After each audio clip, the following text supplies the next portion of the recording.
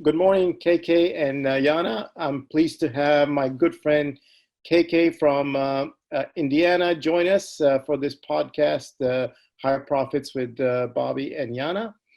KK, I know a little bit about you, but tell us a little bit about your journey in the United States. Tell us how you got here, and what transpired after you got to the United States. Good afternoon, because we are in the afternoon zone. So good afternoon, Yana and Bobby. First of all, let me thank you both for having me on your show. And it's my pleasure to be on your show. And I came to United States in 2000, and I came as a Microsoft certified system engineer along with my family, 3 kids and my wife. And I had a job which I lost on 9/11. So I lost my job, and after that I had friends in Indianapolis.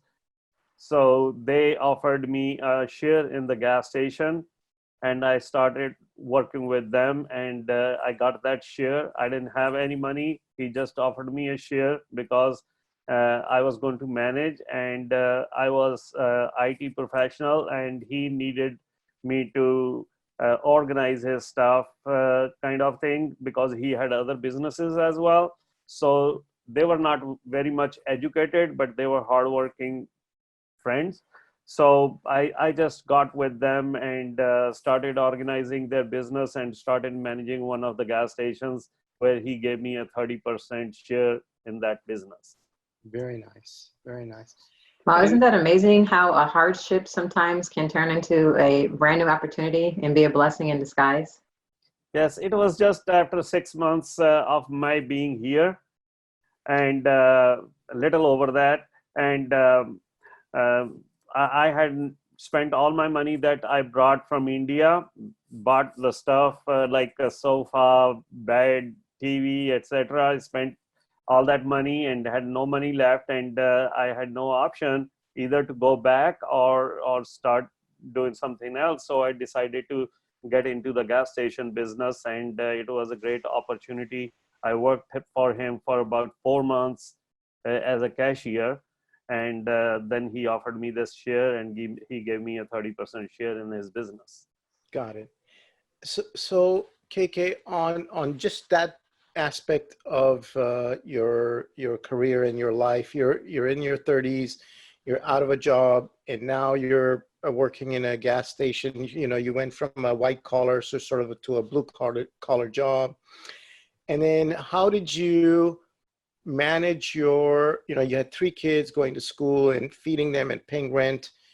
How did you transition from kind of working as a gas station attendant to getting into other businesses? I know, because before real estate you had done other businesses. So tell our audience, our viewers, about what was that transition like? Was it difficult? What did you do to survive and thrive in that period?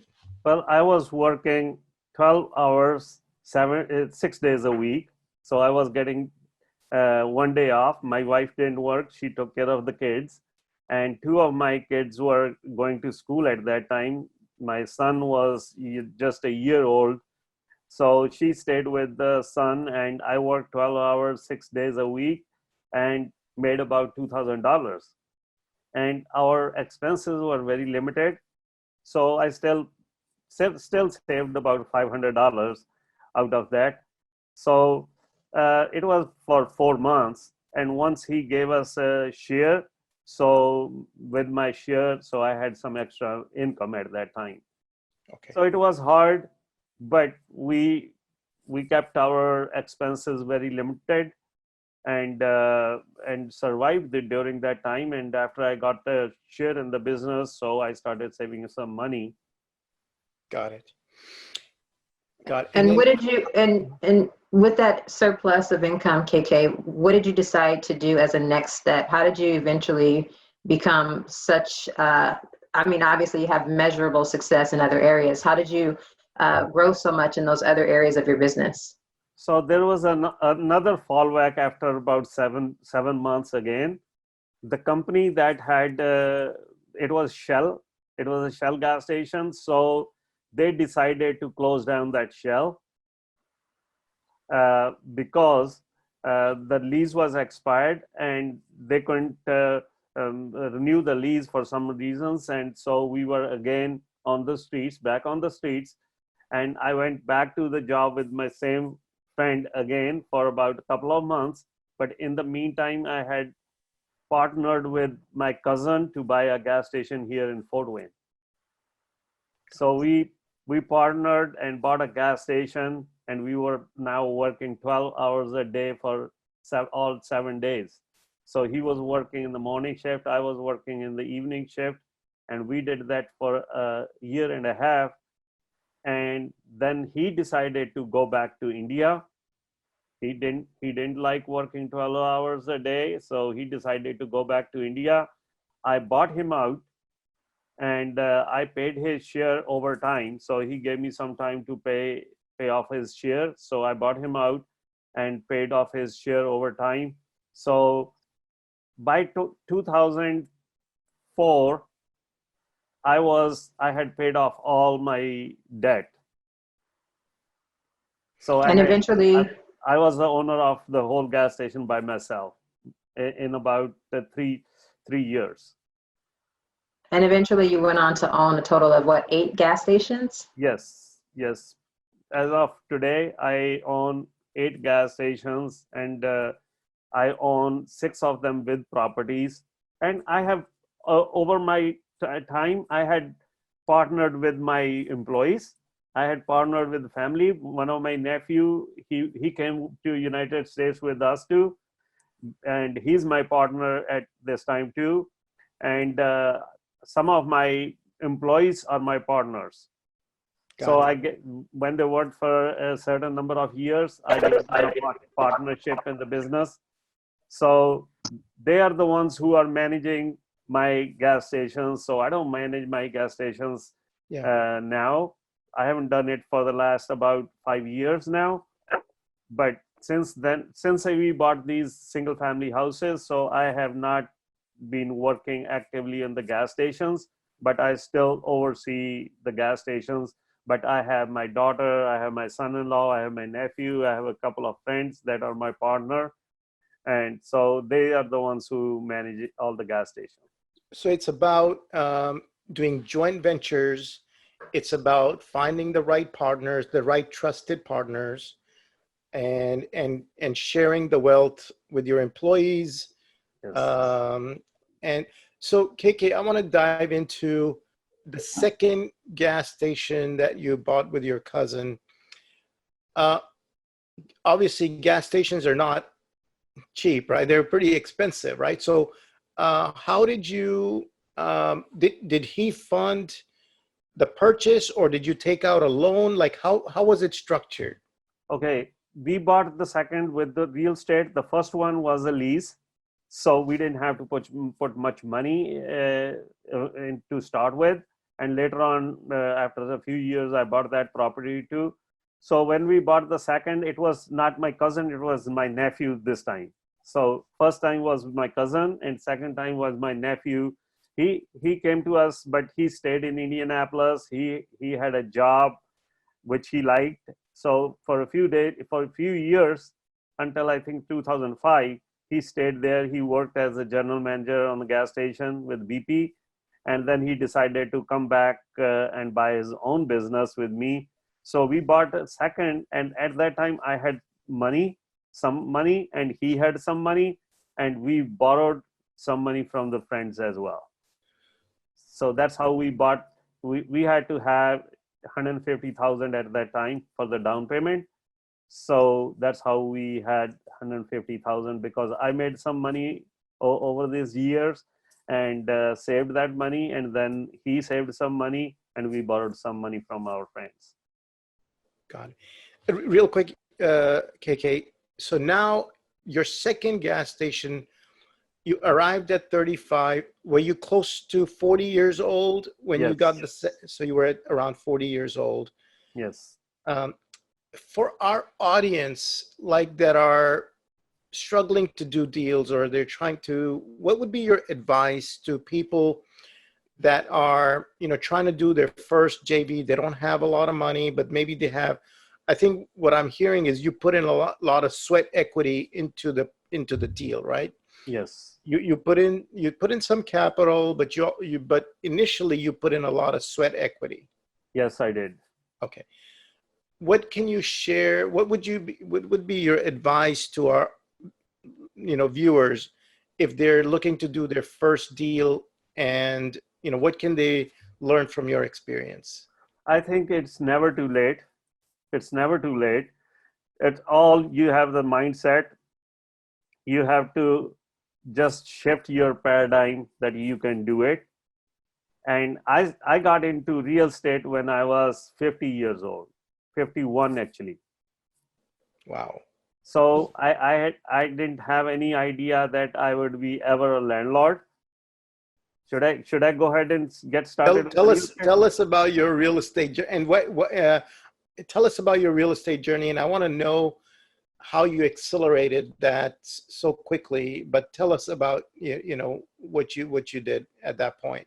Okay, I met this gentleman at our church, and he had these single family houses for, he's been a landlord for about 40 years. And he wanted to retire. His sons also had some houses and single family houses. They had worked all their life in single family houses, but he wanted to retire at the age of 82 when he had three sons. They were all engineers, doctors, and they decided not to take his property. So he approached me and said, I want to sell out my 40 single family houses. And I said, well, I can introduce you someone in Indianapolis that I know. He does that. He said, no, I want to sell them to you. I said, no, I don't want to get into the rent business, because I have been in the gas station business for the last about 15 years, and I know that very well. And we have made a lot of progress. And after 2007, we were buying a gas station every year since 2012. Wow. Wow.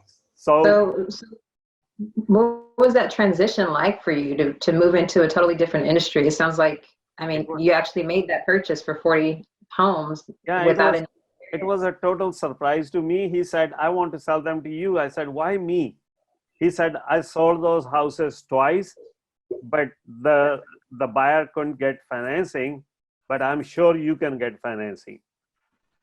So, and he gave me a very sweet deal. He said, I won't charge you a penny for a year. You don't have to pay anything for a year. And then I will train you for 1 year. So I said, give me at least one day to think. I came home and it was swirling around in my head. And I talked to my nephew, my wife. My wife said, no, you don't want to get into this now. It's you are already too busy. You're getting old. You shouldn't get into this business.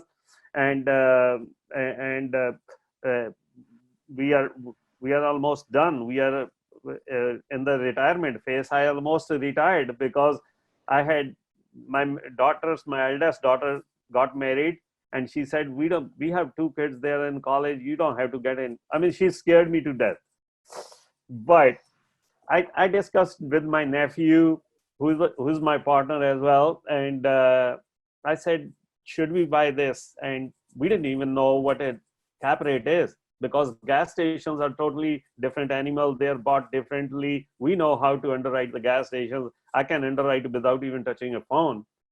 So I can walk on the gas station and tell you what it's worth, but I didn't know how much this house worth. So I did some research. I went on to the county website and saw some prices, etc. I know all that because I was looking for the other properties, gas station properties, etc. So I did some research. I compared it to the gas station, the investment, and all that. And the second day, he called me around at the same time. He said, what have you thought? I said, we're going to buy your houses. And he said, all right, then let's put something down. He said, do you want to hire an attorney? I said, we can download a purchase agreement as long as you're happy. We can download a purchase agreement. I have done that several times with my other businesses. So let's download. And he said, yeah. And I did not get any financials from him. I just looked at the value of the houses, and he was giving us a good deal. So I didn't do any underwriting, nothing. I knew nothing. All I did is that this is our investment, and if we invest the same money in the gas station, and this is much easier than the gas station, so this is what we can make. So, and I went to the we wrote a PSA, and I took it to the bank, and my bank got ready to finance me. We closed it in a month. Okay. I mean, you had a trusted relationship with this gentleman, but my recommendation to the viewers is always make sure if you're going to do a large purchase of 40 homes or any home, make sure it's, it's all legal and properly, you do your due diligence. But I think in your case, there was a built-in trust relationship with the seller and you. So yes. He was really nice guy, and he told me everything, the truth. And he was ready to help me as well, and we didn't have to put down any money at all. But at some point his son convinced him that you should not be financing, and so I went to the bank and get the financing, but he gave us one house for free for that. You also had a pretty unique opportunity to be coached and taught how to run that business. So what were some of the things that he taught you in that first year? Well, it was a great opportunity, but I didn't take that opportunity. The reason I didn't take it, he was old school. He was doing everything on pen and a pencil. And he was spending from 9 to 5 every day at the office. I didn't want to do that. I had other business to take care of. I wanted to do some other things. So after 10 days, when I saw that he was very old school and he's trying to teach me the old way, 40 years, the way he had done, I didn't want to listen to the tenant stories. Everybody has their own stories. So he was sitting there listening to the stories. So once we had a purchase agreement, I started going with him every other day or twice a week before even the closing. So I saw he was listening to everybody's stories. He didn't have any late fee, and he would listen and say, okay, give me next week or next month. And was he self-managing, KK? Yes, he was self-managing. He and his wife were self-managing. So he would listen to the story. I said, Uncle, I'm not listening to all these stories. I'm not sitting here in the office. So I need to figure out some other way. So after closing, I went on a vacation for a week to Florida because I had already booked it and everything. So he took care of it for a week. And when I came back, I said, Uncle, you don't need to come every day. I'm not going to be coming every day. I moved everything online. And I said, okay, if I need your help, I'll give you a call. Otherwise, you're done.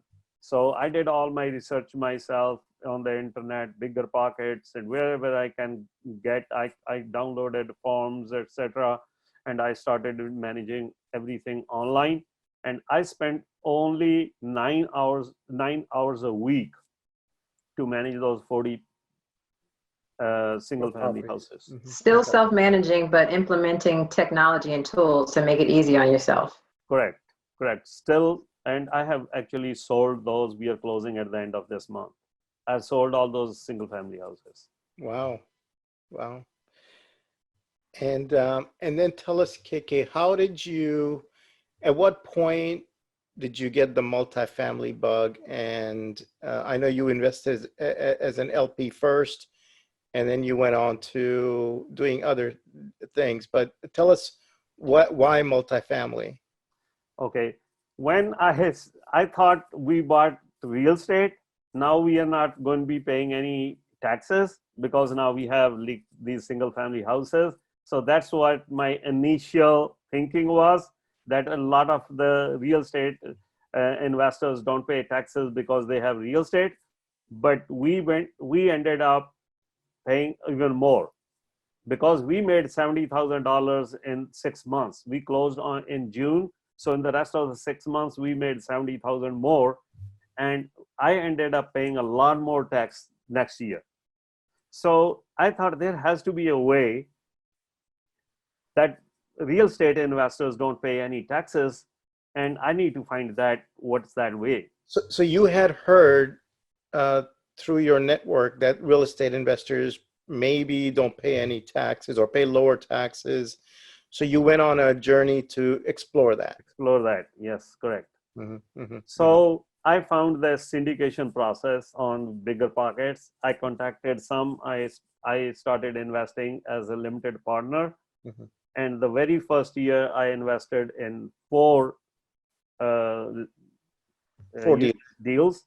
Mm-hmm. And I got a lot of minus K1s. And the very next year I didn't pay any taxes. Because of the depreciation. Because of the depreciation and bonus depreciation. You were still getting cash flow, but you were able to write off because of the depreciation. Correct. And I have been doing that for the last 3 years now. Okay. Makes sense. And did you do some type of accelerated depreciation, or was it just straight line? Well,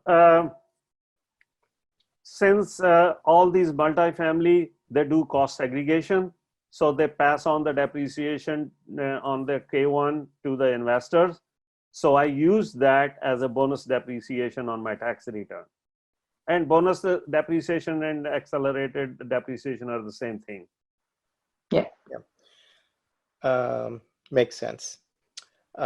So I was already managing these real estate. So I'm a real estate professional, full-time real estate professional. I was spending more than 760 hours in the real estate.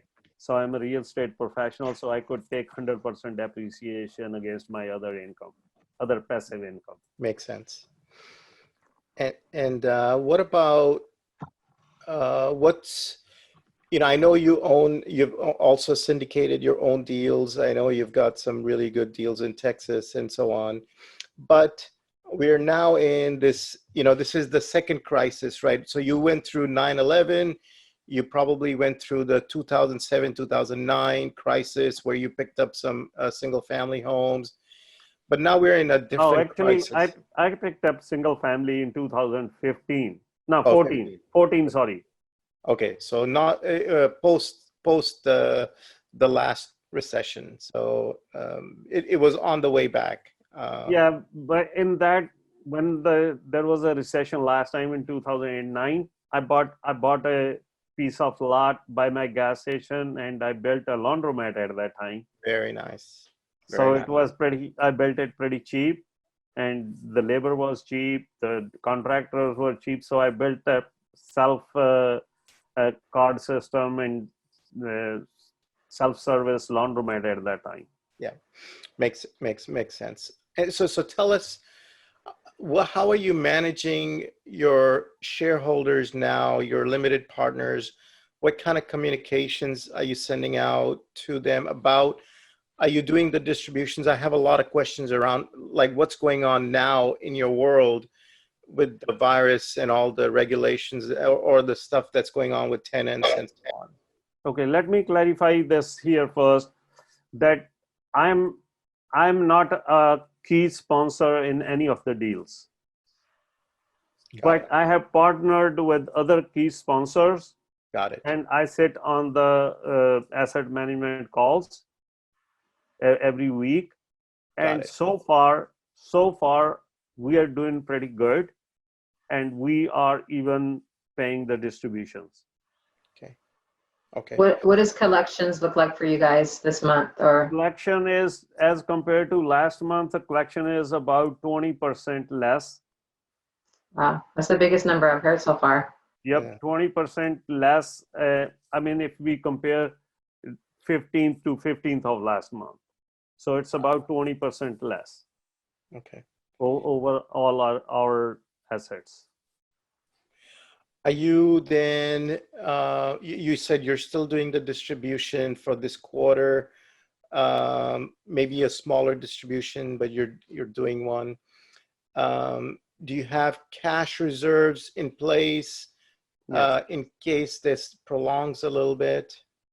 One of our property uh, is tight on the cash flow because that's a C property, and the other two are B properties. The C property has been hit hard as compared to other classes B and A, because those are mostly the working class, and they were the ones who are laid off and had no savings. They were paid check to paycheck. So, but we are trying our best to get them on some plan to catch up, and we have been very lenient with them, no late fee. We have been trying to work, and we are not evicting anyone during this time. So we are being very sympathetic in this time, this tough time with all Sure, our residents. And sure, I think we're gonna get through it. We are not I mean, losing any property or anything. sure. But on two of our properties, we are good on cash flow, even if because our break even point is like 70-72%. Got it. And I don't think we're going to get there. And Got it. with my single family, we are doing better. Got it. We are doing better with my single family. Got it. Wow. Okay. KK, have you reached out to your bank, your commercial lender? I know in single family, you got Wells and Chase and BofA and some of the other servicers that are saying, hey, we'll give you a break on the mortgages and all that. Tell us, in the commercial world, what's happening with the banks? Well, we did approach our banks to let them know the situation. We haven't used any of their services. With the single family, I reached out to my bank and they said we can set you up for interest only payments. But I just wanted to know. But we are very good on cash flow, so I don't need to do that yet Yeah. on the single family. But on our multi-family, there are like forbearances programs, etc. We have reached out to the banks to let them know our situation, and probably they know, though they know it better than us. Sure, But we didn't sign up for any forbearance program at any of our property yet. sure. Makes But they sense. have forbearance where you cannot evict someone, and then you have all these payments can be put at the end. So they can work out a plan to get through this tough time. Makes sense. We have reached out to the banks though. Yeah, makes sense. Yana? Yeah, being that you have experience in both single family and multifamily investing, KK, I'd like to know if it is your thought that single family is a prerequisite to multifamily, or for somebody looking to get started, would you say that they need to start with single family assets? I think it all depends on your experience. So even if in my case, even if I wanted to start in the multifamily, I had the prerequisite already, because I knew most of the things, and all I needed to learn was the multifamily. Well, multifamily is something that you need to learn as compared to single family. You don't need to learn much in the single family, but I always suggest, especially to the newbies, to start with the single family.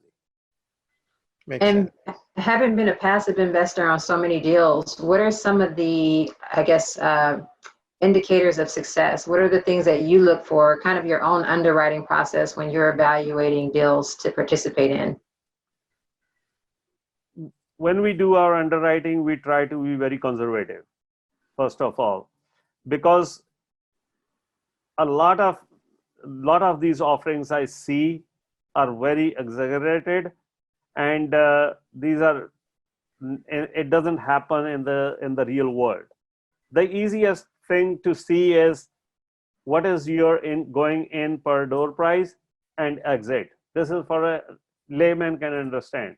So me and my son were doing a um, underwriting today on a property here in Fort Wayne, and we found that the going in price was 20. It's a distressed property. So Bobby, don't think how can you buy this at 28? So going in 28 and exiting 35, Okay.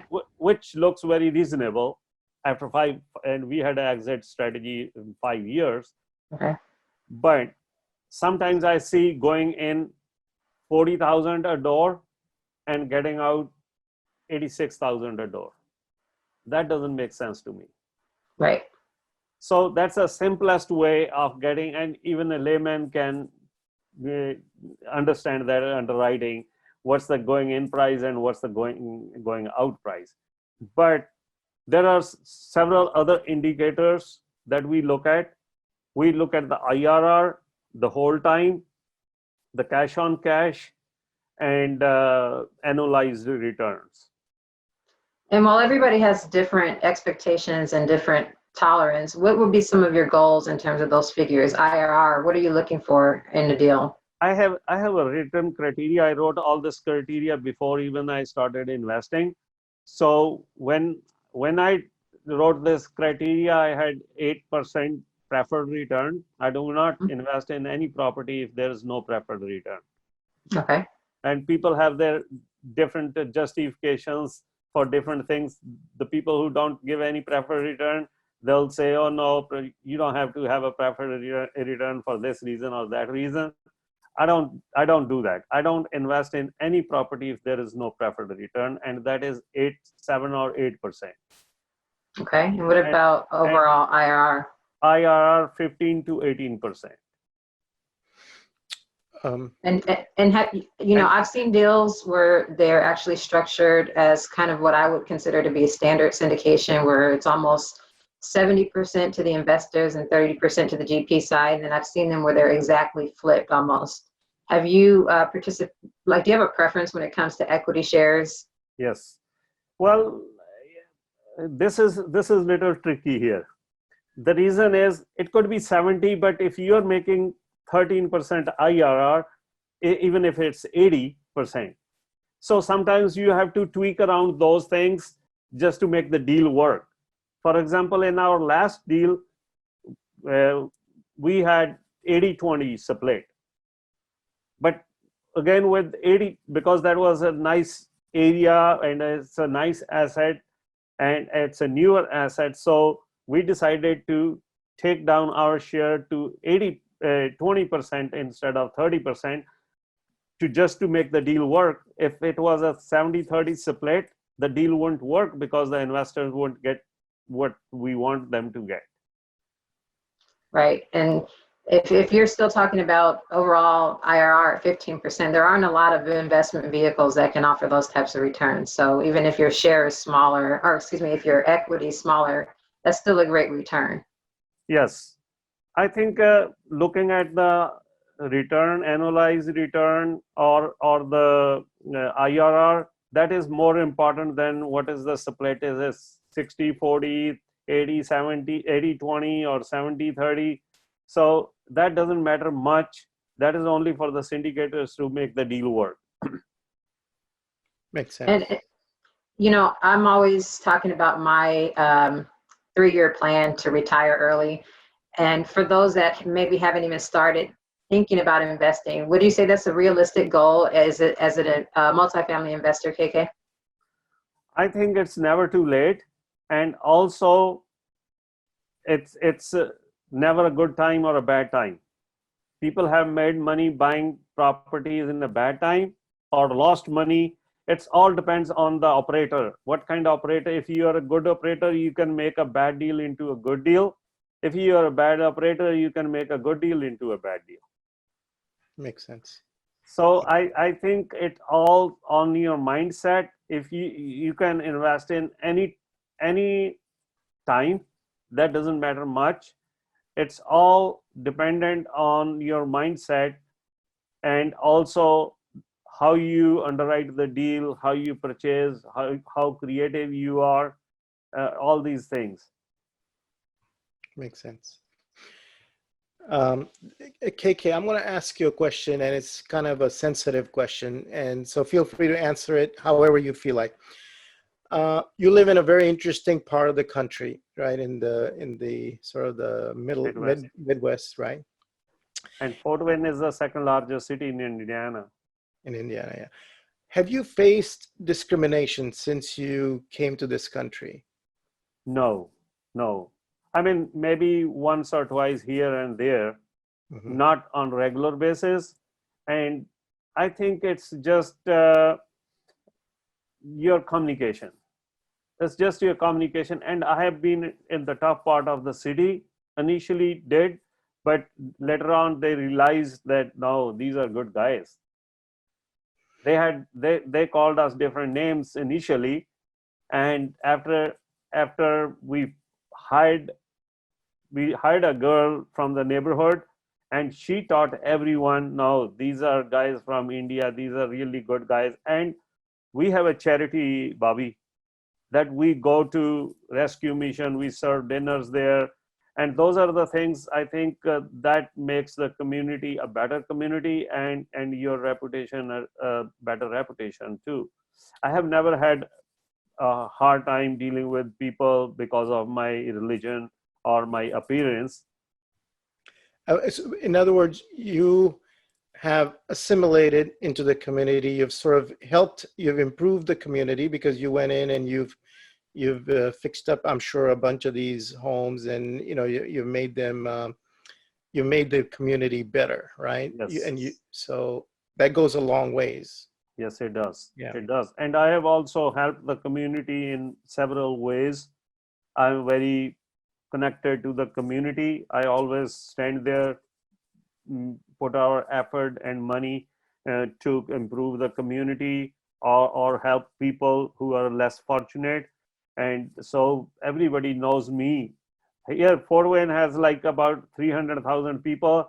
A lot of people know me because I'm with a beard and turban. There are not too many people here. And I am serving water um, at the annual parade every year. We take like 2 trucks full of water and drinks and ice, and in month of June or July, and they're coming after the parade ends, and they're taking water from us, and they call me KK here mostly because I wasn't in this appearance since I came to Fort Wayne or America. I started growing my beard in 2007 and wearing turban in 2007. So people know me by KK from day one. And now everybody Fort Wayne, and because I have gas station all around Fort Wayne, so people know me a lot. And I have been in the local newspapers a few times. You could run for mayor of Fort Wayne at some No, point. no, I don't want to get into politics. I know. Okay. Yeah. We want you in real estate. So, Yana, any other questions for KK? No, thank you for sharing your experience with us, KK. I think it's really motivational to see someone's story, especially having talked about, well, we discussed your immigration before the call actually started, but that's super impressive that you came to this country with so little to begin with and made such a business for yourself and accomplished so much in such a small time. So I think that's inspiration for people who are starting out later in life, maybe thinking about how to change their life, and it's never too late, like you said. Yep. Thank you. Yeah, very true. Very true. Very inspirational. And thank you, KK, for being so frank and open. And hope to have you back on the podcast in the future or at one of our events. So really appreciate your time and have a wonderful day. Thank you very much. Thank you, Yana. Thank you, Thank Bobby, you, for KK. having me on All your right. show. You bet. You bet. It's my pleasure. Okay.